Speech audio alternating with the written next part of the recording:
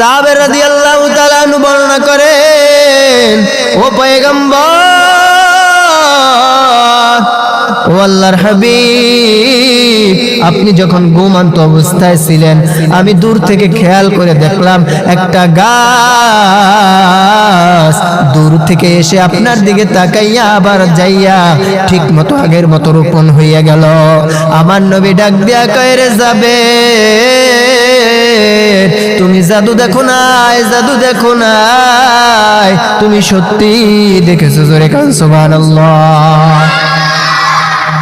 আমার নবী ডাক দিয়া কয়, রে জাবের, ওই গাছটা আমি আল্লাহর নবীকে এত পরিমাণ মোহাব্বত করে আমি নবী আসলাম, এই গাছের গোড়ায় বিশ্রাম নিলাম, আর ওই গাছটা দূরে বই আমি নবীকে দেখতেছিল। হঠাৎ করে ওই গাছটার মনের মধ্যে এমন আশা, ডাক দিয়া বলতেছে আল্লাহর কাছে, ও দয়ার মালিক, এই পথ দিয়া নবীজি আসছে, ওই গাছের তলায় বিশ্রাম নেয়, আমি গাছের বড় আশা, দূরে বৈশা নবীকে দেখতে পারি না, আমার বড় আশা আমি একটু নবীকে কাছে যাইয়া দেখবো। আপনি যদি বলেন, আপনি যদি আমাকে সেই হিম্মত দেন।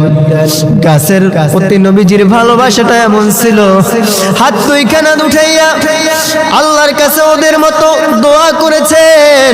প্রতি মুহূর্তে আল্লাহ ডাক দিয়ে কয়, রে গাছ যাও যাও, তোমার মন ভরিয়া রহমাতাল লিল আলামিন সাইয়্যিদুল মুরসালিন দোজাহানের বাচ্চা ওই নবীকে তুমি দেখতে চাও, যাও যাও, মন ভরিয়া দেখো। গাছ সঙ্গে সঙ্গে তার সমস্ত শিকড়গুলো উঠিয়া নবীর সামনে আইসা নবীকে দেখা আবার যাইয়া আগের মতোই সমস্ত শিকড়গুলো মাটির নিচে দিয়া রোপণ হইয়া গেছে। জোরে কান সুবহানাল্লাহ।